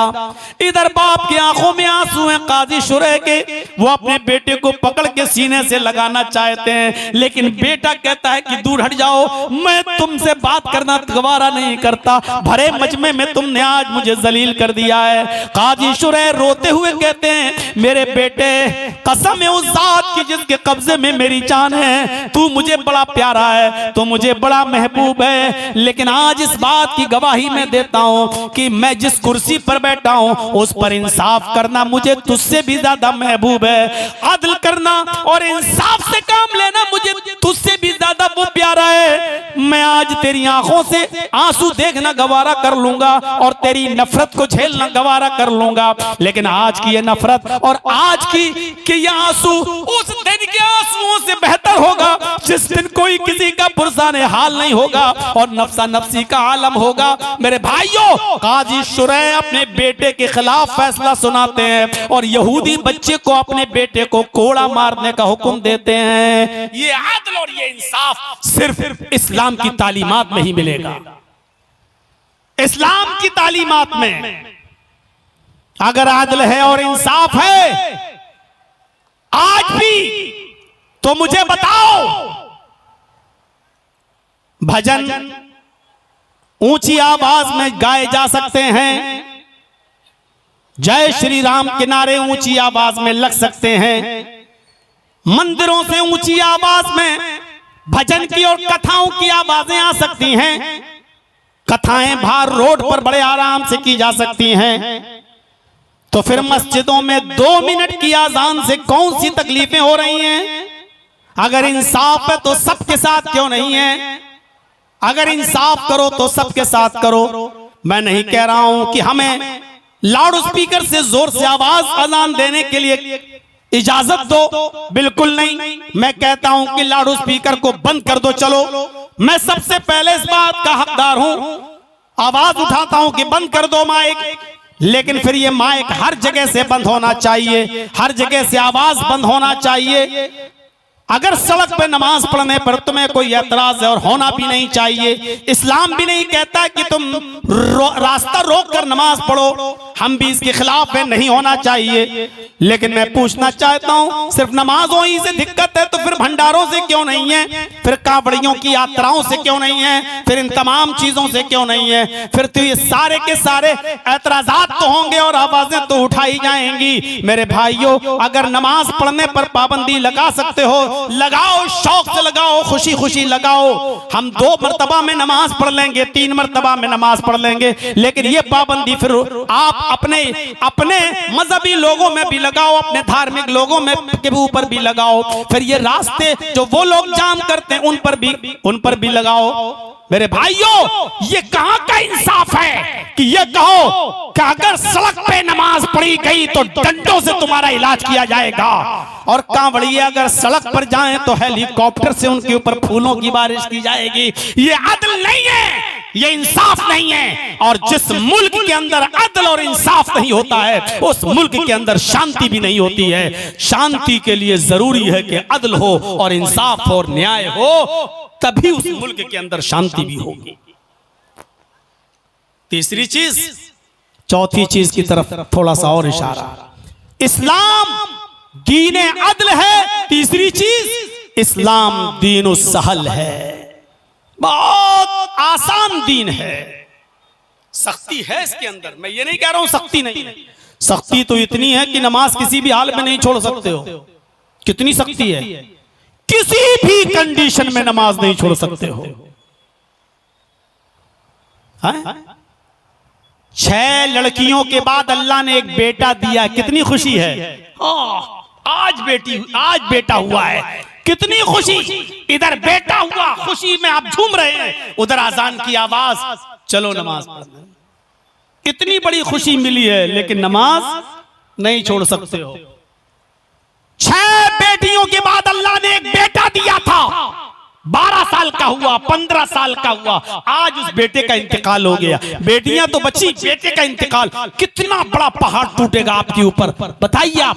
अल्लाह ने 6 बेटियों के बाद एक बेटा दिया, और 15 साल का 20 साल का हुआ तो बेटे का इंतकाल, वो बेटा मर गया। कितना अफसोस होगा आपको, आप रो रो कर आपका बुरा हाल हो जाएगा, गम से निढाल हो जाएंगे। आप रो रहे हैं अपने बेटे के गम में, अपने बेटे के अफसोस में, आपकी आंखों से आंसू बह रहे हैं, और इसी वक्त अजान की आवाज आती है, अल्लाहु अकबर, अल्लाहु अकबर। ये गम का पहाड़ तुम्हारे ऊपर टूटा है, लेकिन नमाज तुम्हारे ऊपर भी है। चलो उठो, छोड़ो रोना पीटना बंद करो और मस्जिद में जाओ, नमाज पढ़ो। हाँ, आप नमाज के जरिए अल्लाह से मदद तलब करो। या अय्युहल्लज़ीना आमनुस्तईनु बिस्सब्रि वस्सलाह, तेरे ऊपर जो मुसीबत और गमों का पहाड़ टूटा है, सब्र और नमाज के जरिए अल्लाह से मदद मांग। इस मुसीबत के मौके पर भी नमाज माफ नहीं है। बीमार हो तब भी नमाज पढ़ना है। हाँ, सहूलत है थोड़ी, क्या खड़े होकर नहीं पढ़ सकते हो तो बैठकर पढ़ लो, बैठ के पढ़ने की ताकत नहीं हो तो लेट कर पढ़ लो, इशारे से पढ़ लो, होंठ हिलाकर पढ़ लो, लेकिन पढ़ना है। नलकी लगी हुई है पेशाब के जगह पर, और आपका पेशाब उसी थैली में आ रहा है, तो आपको नापाक नहीं माना जाएगा। आपकी इस मजबूरी पर भी, इस मजबूरी में भी आपको पाइप निकाल कर अपनी शर्मगाह धोने की जरूरत नहीं है, क्योंकि नलकी पड़ी हुई है और आप पेशाब कर रहे हैं, वो पेशाब उसी थैली में जा रहा है। और इस वक्त अजान का वक्त है, नमाज का वक्त है, तो आप थैली पड़ी रहने दीजिए, नलकी पड़ी रहने दीजिए। अगर वुजू बना सकते हैं तो बनाइए, वरना तयम्मुम करके नमाज पढ़िए। नमाज इस हाल में भी पढ़ना है। आपका ऑपरेशन हुआ है, किसी खतरनाक पाइल्स वगैरह का ऑपरेशन हुआ है, लेटरिन का रास्ता आपका बंद कर दिया गया है, साइड से एक रास्ता बनाकर थैली डाल दी गई है, आप लेटरिन कर रहे हैं, वो लेटरिन उस थैली में जा रही है, आप अभी धुल नहीं रहे, इस हाल में अगर आपका नमाज का वक्त हो गया है तो इस कंडीशन में भी आपको नमाज पढ़ना है। आप नापाक नहीं माने जाएंगे, आपको इस कंडीशन में भी नमाज पढ़ना है। भले ही खड़े होकर नहीं पढ़ सकते हो तो लेट के बैठ के पढ़ लो, बैठ के नहीं पढ़ सकते हो तो लेट के पढ़ो। ये मस्जिदों में बड़े आज कुर्सियां रख दी जाती है आराम से। ठाड़ साहब हैं समाज के चौधरी साहब, कुर्सी पे साहब बैठ के नमाज पढ़ रहे हैं, कुर्सी पे। अल्लाह अकबर। कुर्सी पर भी बैठकर आप तब नमाज पढ़ सकते हो जब आप मस्जिद में नमाजियों के साथ मस्जिद में बैठकर नमाज पढ़ने की ताकत आपके अंदर ना हो। अगर आप आसानी के साथ सफ में जमीन पर बैठ सकते हो और बैठकर नमाज पढ़ सकते हो तो कुर्सी पर नमाज पढ़ना जायज नहीं है। चौधरी साहब बने साहब, मस्जिदों में कुर्सियां रख दी गई हैं, आ जाओ नमाज पढ़ लो। बड़ी आसानी के साथ अब लोग कुर्सी बिछा लेते हैं। अब रुकू करना हुआ बैठ गए। अगर ये काम जमीन पर बैठकर झुककर हो सकता है तो इस कुर्सी पर तू नमाज नहीं पढ़ सकता। अगर जमीन पर बैठकर भी नमाज पढ़ने में तुझे तकलीफ हो तब तू कुर्सी पर बैठ सकता। लेकिन तू आसानी के साथ अगर जमीन पर बैठकर सफ में बैठकर नमाज पढ़ सकता है तो तू बैठ। क्यों? अल्लाह के नबी के जमाने में कुर्सी नहीं थी क्या? क्या किसी साहबी से ये साबित है कि वो मस्जिद में कुर्सी लेकर जाया करते थे और नमाज पढ़ते थे? कुर्सी का लफ्ज तो हदीस में भी आया, कुर्सी का लफ्ज तो कुरान में भी आया, और आयतल कुर्सी के नाम से तो पूरी एक आयत ही नाजिल हुई है। वसिया कुर्सिय्युहु समावाति वल अर्ज़। कुरान में ये कुर्सी का लफ्ज मौजूद, हदीस में ये कुर्सी का लफ्ज मौजूद। इसका मतलब यह है कि सहाबा के जमाने में ये कुर्सियां मौजूद थी, लेकिन किसी सहाबी ने कुर्सी पर बैठकर नमाज नहीं पढ़ी है। मेरे भाइयों, जब आप जमीन पर बैठकर नमाज पढ़ सकते हैं तो बैठकर पढ़िए। आप जब जमीन पर बैठने में भी आपको तकलीफ हो रही हो तब आप कुर्सी पर बैठ के नमाज पढ़ सकते हैं। क्या क्या आज हमने उसूल और ज़ाब्ते बना लिए साहब, आराम देखा जा रहा, आराम। तो मैं बात इधर निकल गई तो कह ये रहा था मेरे भाइयों कि इस्लाम के अंदर ये सहूलत है। अगर आप वुजू बनाने से बीमार पड़ रहे हैं तो आपको तयम्मुम की इजाजत है, लेकिन नमाज फिर भी पढ़ना है। सफर में जा रहे हैं तो पूरी मत पढ़िए, आप जोहर की 2 रकात पढ़ लीजिए, असर में 2 पढ़ लीजिए, मगरिब में पूरी 3 पढ़ लीजिए, इशा में 2 पढ़ लीजिए और 1 वितर पढ़ लीजिए। फजर में आप पूरी 4 पढ़ना पड़ेगी, 2 सुन्नत 2 फर्ज हो गया, लेकिन नमाज फिर भी पढ़ना है। ये दीनु सहल है, आसानी पैदा करता है ये इस्लाम, सख्ती नहीं है, किसी भी कीमत पर सख्ती नहीं। अब खड़े होने की ताकत नहीं है तो फिर भी कहो पढ़ो, खड़े होकर पढ़ो, नहीं। अगर नहीं है खड़े होकर पढ़ने की तो बैठ के पढ़ लो। अब बैठा भी नहीं जा रहा है तो कहा गया लेट के पढ़ लो। ये आसानी दी गई है इस्लाम के अंदर। अगर वुजू के पानी से बीमारी लायक हो सकती है, डर है कि हम और बीमार हो जाएंगे, तो जरूरत नहीं है कि वुजू बनाओ, तयम्मुम करके नमाज पढ़ लो, लेकिन नमाज पढ़ो। सफर में हो तो 2 नमाजों को एक कर लो, ये आसानी दे दी गई है। जोहर और असर एक साथ पढ़ लो, मगरिब और इशा एक साथ पढ़ लो। अगर मस्जिद में आप चले गए और जोहर के टाइम पहुंचे और बारिश होने लगी और आपको डर है कि ये बारिश लंबी होगी, तो जोहर के साथ असर भी वहीं पढ़ा दी जाएगी और जोहर और असर एक साथ पढ़ लो। मगरिब में अगर आप पहुंचते हैं और आपको डर है कि बारिश रुकेगी नहीं, बहुत तेज बारिश हो रही है, तो मगरिब के साथ इशा भी वहीं जमात के साथ अदा कर लो और घर पे चले आओ। मगरिब और इशा एक साथ पढ़ी जा सकती है, जोहर और असर एक साथ पढ़ी जा सकती है, लेकिन नमाज माफ नहीं है। आसानी तो है लेकिन माफी नहीं है। मेरे भाइयों, यहां से हम अंदाजा लगाएं कि दीन के अंदर कितनी आसानी है, दीन के अंदर कितनी सहूलत है। वो वाकया आपने 50 बार हमारी तकरीरों में कहीं ना कहीं सुना होगा कि इतनी आसानी कि एक सहाबी अल्लाह के नबी सल्लल्लाहु अलैहि वसल्लम के पास आए और आकर कहने लगे, हाय अल्लाह के नबी, मैं तो हलाक हो गया, मैं तो बर्बाद हो गया। आपने कहा क्या हुआ?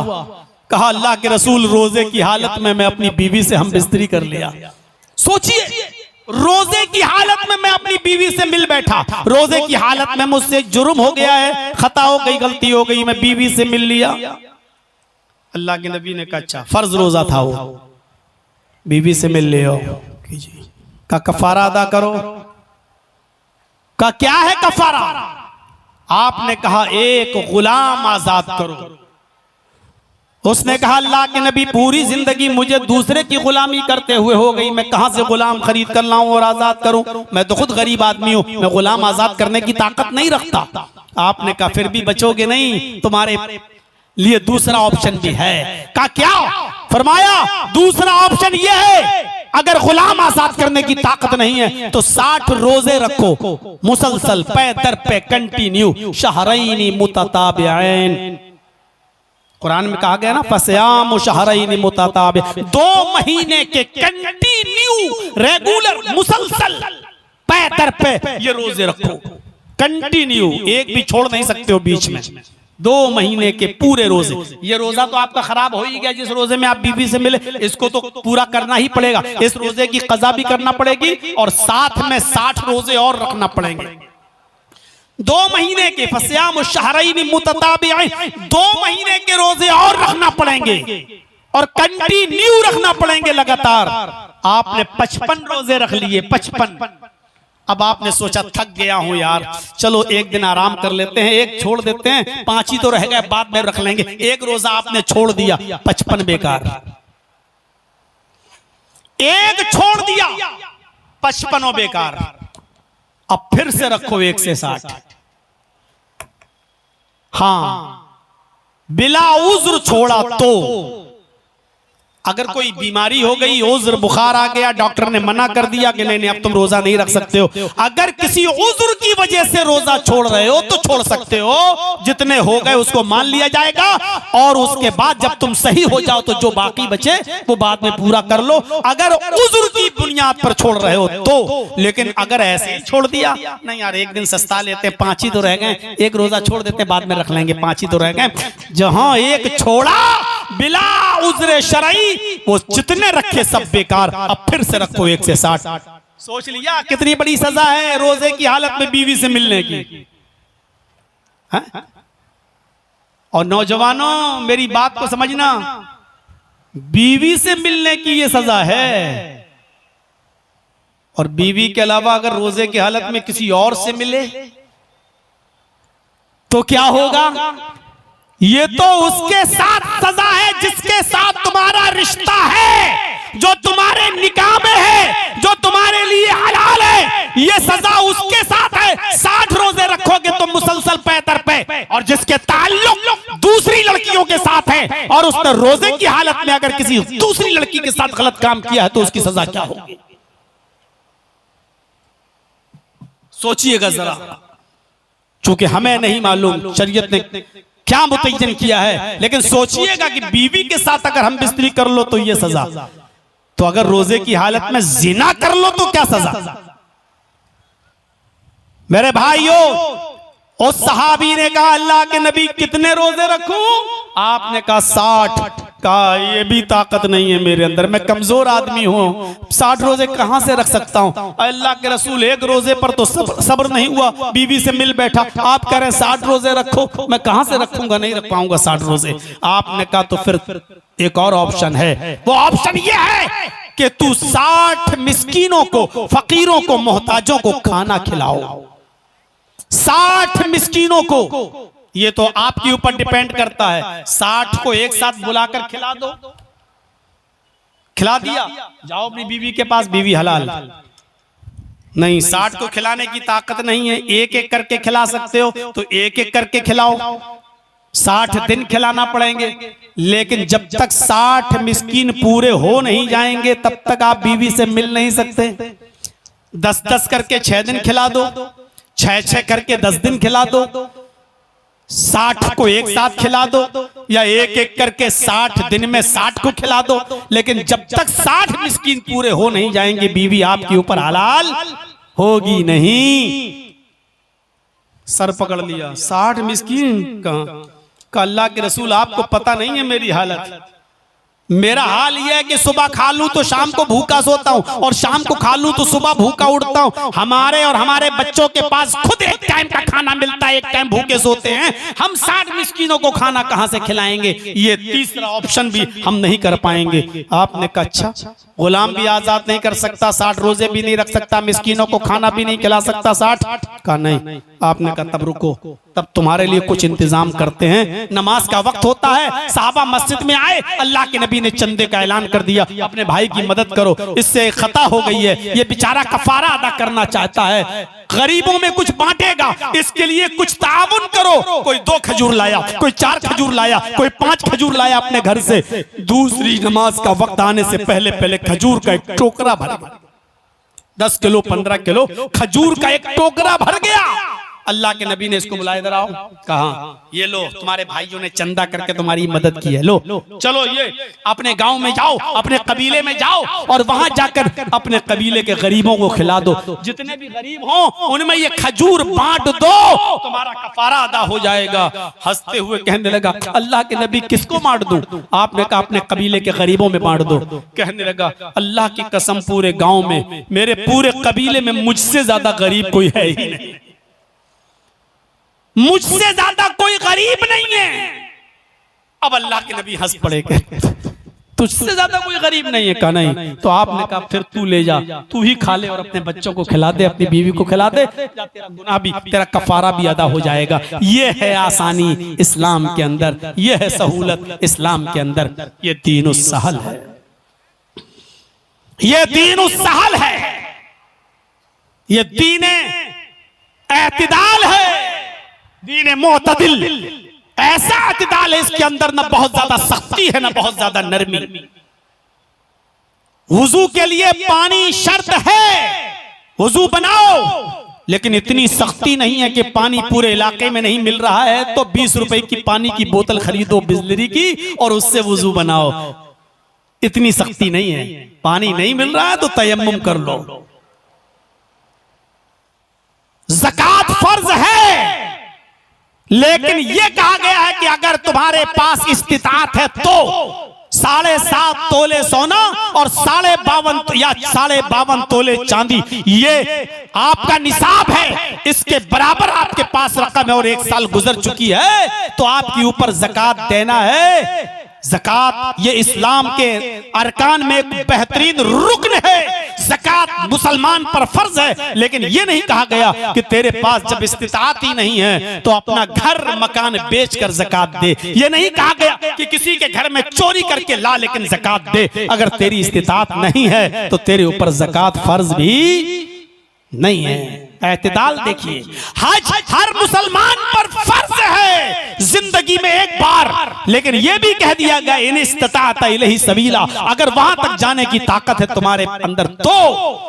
लेकिन यह भी है कि अगर वहां तक जाने की ताकत नहीं है, इस्तिताअत नहीं है, तो यह नहीं कहा गया कि जिस दुकान पर बैठकर तुम अपने रोजी रोटी कमाते हो और अपने बीवी बच्चों का पेट पालते हो तुम उस दुकान को बेचकर हज करने जाओ। यह नहीं कहा गया कि तुम जिस खेत में अनाज और गल्ला बोकर काश्तकारी करते हो और गल्ला अनाज बेचते हो तुम अपना खेत बेचकर हज करने जाओ। यह नहीं कहा गया। मेरे भाइयों, ये इस्लाम दीन मोतदिल है। हज फर्ज तो है, लेकिन जाने की ताकत हो तो, घर बेचकर नहीं, दुकान बेचकर नहीं, खेत बेचकर नहीं। ज़कात फर्ज है, लेकिन दुकान बेचकर नहीं, ज़कात बेचकर नहीं। मेरे भाइयों, इस्लाम दीन मोतदिल है। इस्लाम के अंदर एक एतदाल पाया जाता है। तो ये इस्लाम के अंदर ये खूबियां हैं, और भी बहुत सी खूबियां। इस्लाम दीन रहमत है, इस्लाम दीन तक़वा है, इस्लाम दीन रूहानियत है। इस्लाम को अल्लाह ने बेशुमार खूबियों से नवाजा है। लेकिन 1 घंटा 40 मिनट में बोल चुका हूँ। इरादा था कि 1.5 घंटे तक बोलूंगा, लेकिन 40 मिनट 10 मिनट में और ज्यादा अपनी मर्जी से आपके सामने रख दिया। मेरे भाइयों, कल जुमे का खुतबा मुझे रांची में देना है और रांची के लोग आ भी चुके हैं अपनी गाड़ी लेकर, फिर वहीं से मुझे दिल्ली के लिए निकलना भी है। तो ये चंद बुनियादी बातें मैंने आपके सामने रखकर इस्लाम की खुसूसियात पर तकरीर की है कि इस्लाम दीन तौहीद है, इस्लाम दीन रिसालत है, इस्लाम दीन अदल है, इस्लाम दीन मसावात है, इस्लाम दीन सहल है, इस्लाम दीन रहमत है, इस्लाम दीन मोतदिल है। अल्लाह से हम दुआ करते हैं कि अल्लाह ये इस्लाम जो सारे नबियों का दीन है, इस इस्लाम पर हमें अमल करने की तौफीक अता फरमा और इस इस्लाम को हमें मजबूती के साथ पकड़ने की तौफीक अता फरमा। और इस्लाम के अलावा जो लोग दूसरे मजहबों को तलाश कर रहे हैं, अल्लाह उनको इस्लाम का सही मुताला करने की तौफीक अता फरमा। इलाहुल आलमीन इस्लाम की मोहब्बत हमारे दिलों में पैदा फरमा दे और हम सब इस्लाम के शेदाई बन जाएं, इस्लाम का पैरोकार बना दे। इलाहुल आलमीन जब तक तू हमें जिंदा रख, इस्लाम पे जिंदा रखना, और जब हमारा खात्मा हो तो ईमान पर हमारा खात्मा फरमाना। वमा अलैना इल्लल बलागुल मुबीन व आखिरु दावाना अनिल हम्दुलिल्लाहि रब्बिल